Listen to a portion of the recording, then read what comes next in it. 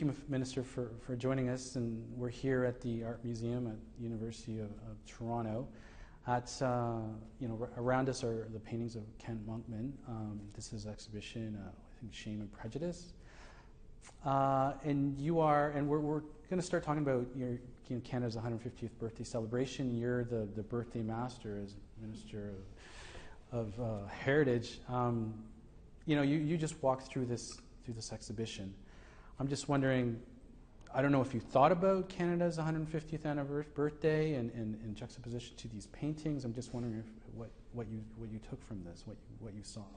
Well, I'm very how can I say, fond of the work that Kent Monkman is doing as an art lover, but also as the Minister of Canadian Heritage, that is in charge of, yes, the Canada 150 project, celebrations, and the entire, how can I say, projects that are being presented that reflect on our history. And I'm very happy to see that Monkman is presenting another point of view, another way of telling our history, which is the Indigenous perspective, and that clearly that perspective has not been told that much over the past 150 years. And we all know that the relationship between Indigenous people and the government and Canadians over the past 150 years is far from being perfect. And we know that we've embarked on this reconciliation process to make sure that we are looking together ahead in a very optimistic way. So this is why I'm happy to see that great artists such as Kent Monkman are taking this opportunity, which is Canada 150, to expose their view and to teach and tell Canadians what is the Indigenous perspective. It's interesting, you said, it's another point of view, but as one commentator said about his work, because it was done for Canada's 150th birthday, like he's basically crashing the birthday party. I mean, his work, The Scream, Subjugation, Death of a Virgin. I mean, and behind you is called The Massacre of Innocents, where you have beavers being, massacred. Is it more than just another point of view? Aren't these paintings, this point of view basically the point of view? This is how Canada was created? Well, this is certainly an important point of view in the sense that a way of telling the history, and on the part of Indigenous people, we haven't had the chance to hear a lot their own struggles and their own way of going through the past 150 years. And it's really, as a government, we've said that we're committed to making sure that reconciliation is an important, a key component of everything we do, and that Indigenous communities and groups, for us, our relationship with these Indigenous groups and Indigenous people of this land is the most important relationship. And so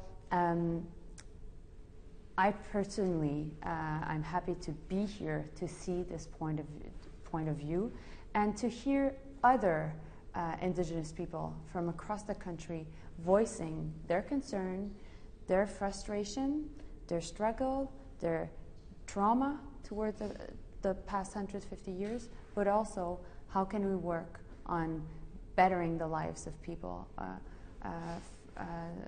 across this country, and especially Indigenous groups. We know that as a government, we have to correct historic wrongs. We know that. What are the historic wrongs? They're portrayed in this exhibition.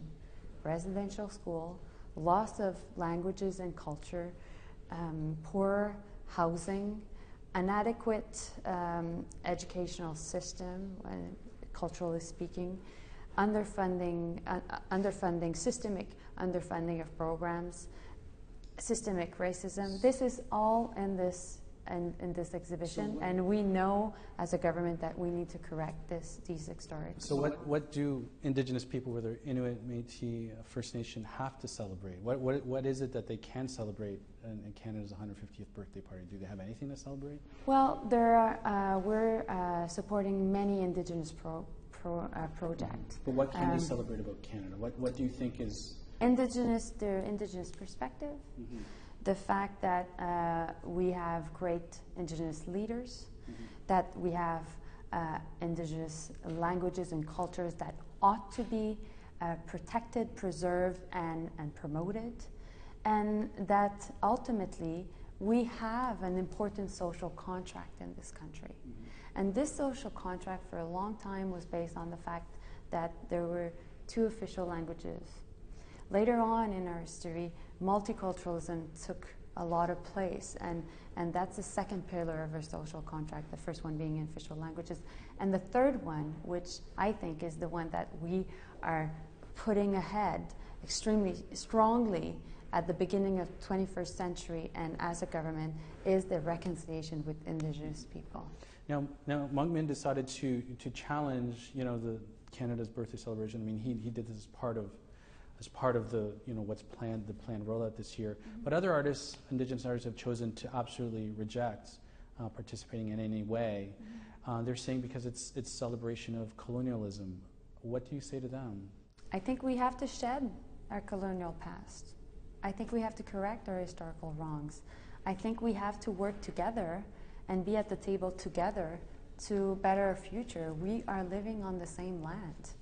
And this is why Canada 150 is an opportunity to make sure that we talk about our difficult past, but also we talk about what we can do to better the future. And as Minister of Canadian Heritage, I'm really happy to say that we will be putting into place the first act to support Indigenous languages. That has never been done in 150 years. We want to co-develop this important legislation with Indigenous groups. So we are starting an engagement process, and we want to go ahead on this important measure. I wanted to ask you about that. When are we thinking of seeing this bill introduced? I mean, you're talking about engagement process, so we're not even close to that. So what is this engagement process? I'm pushing hard. I would really, really like that this goes on and be presented, I hope, in the context of 2018.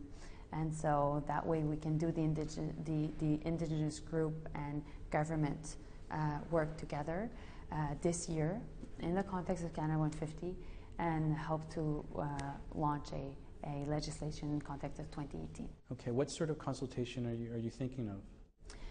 We're working on developing and launching the engagement process, and there will be more news in the coming weeks on this. Yeah, I know you visited Ganawage, and you've been shown their languages program.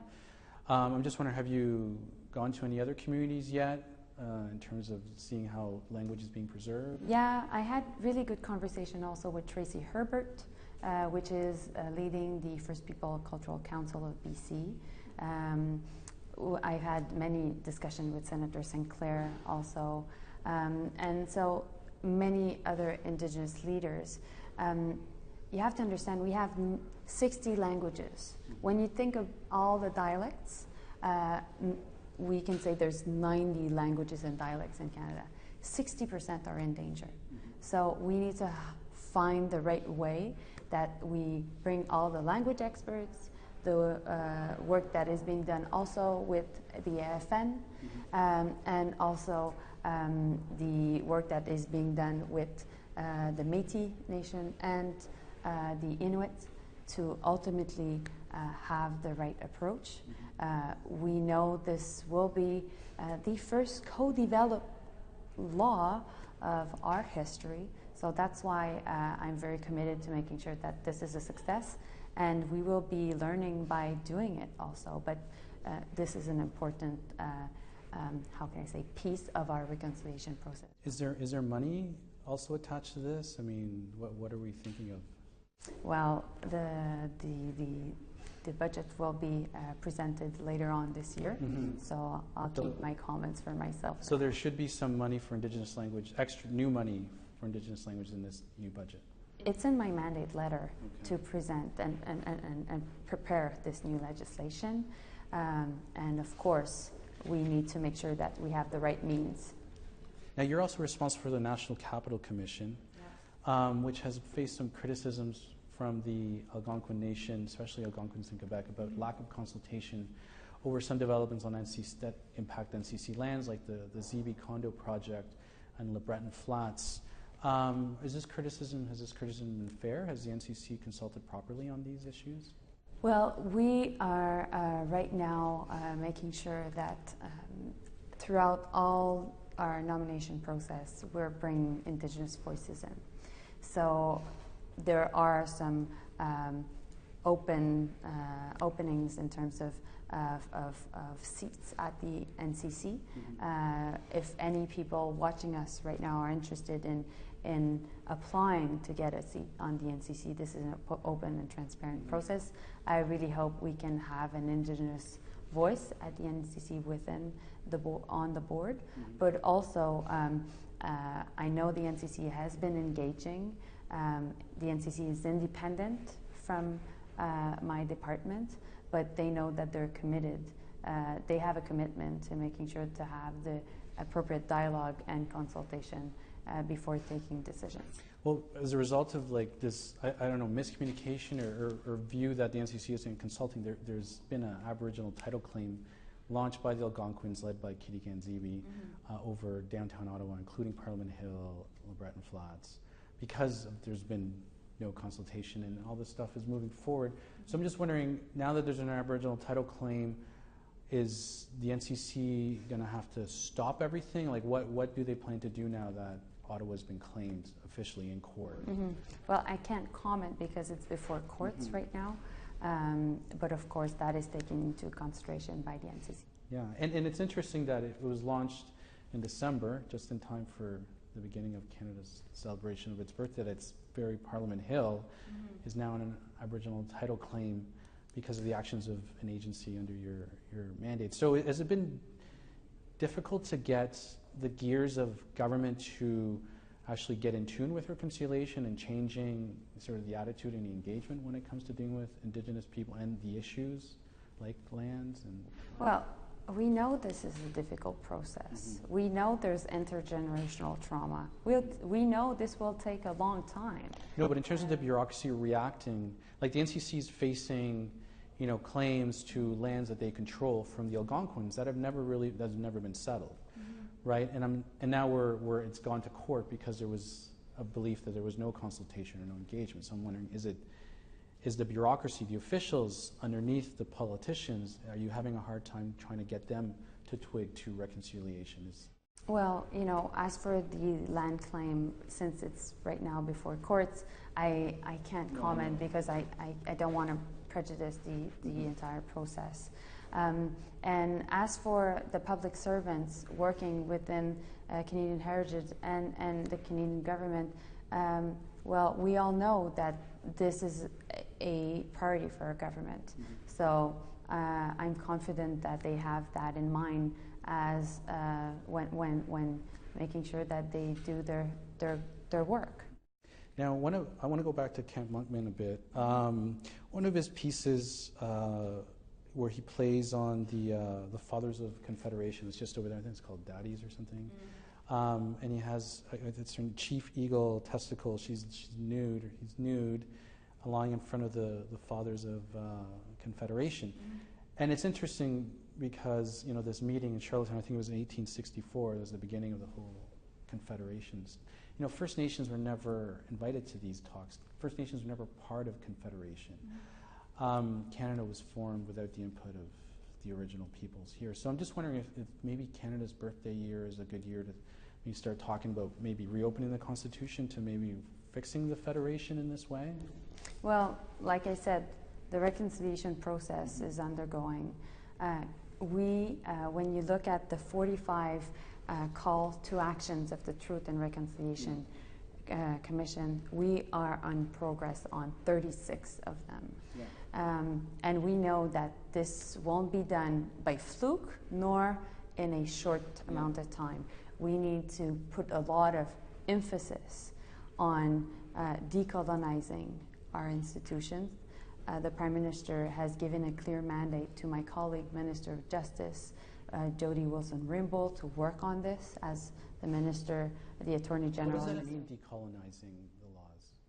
Well, the Minister Wilson-Raybould is working on that piece, and the Minister of Indigenous Affairs is right now also working on making sure that there is sound, great, good drinking water in every single reserves, that we expand the Jordan's principle approach, and we have now 1,500 children that have access to better care.